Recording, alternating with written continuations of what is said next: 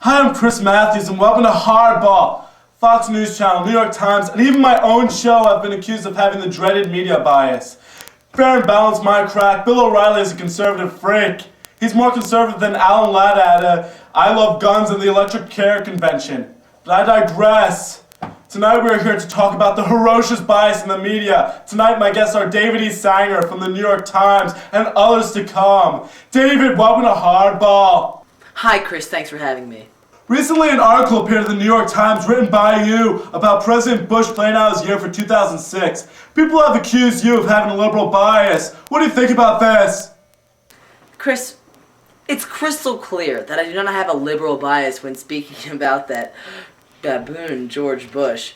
I simply type in his name in the word processor and idiocy just pours out onto the screen. But David, let's simply examine the title of your article.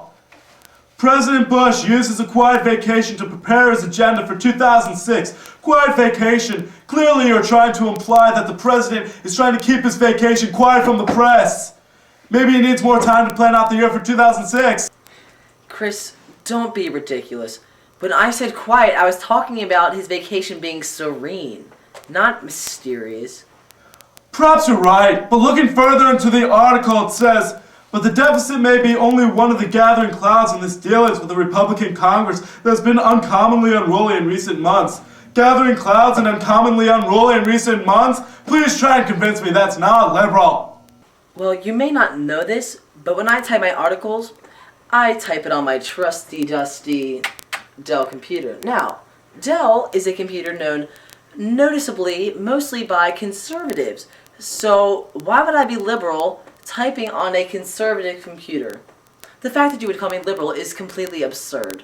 Absurd, that's a good one. I'll write that one down. What the hell are you talking about? Are you trying to imply that there's a chip in the Dell computers that's possibly making your writings conservative? No, Chris, let me say this. If I'm a liberal, then why would I vote for Abraham Lincoln in 2008? He's a Republican, right? You're a moron! By the way, for the viewers at home, I just got a hair job to make me look younger to skew audience with younger.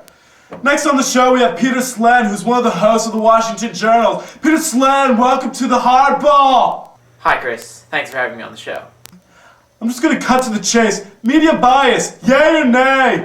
Liberally, of course. Just look at the New York Times, NBC, CNN, ABC, DMX, JCC. They are all liberal freaks.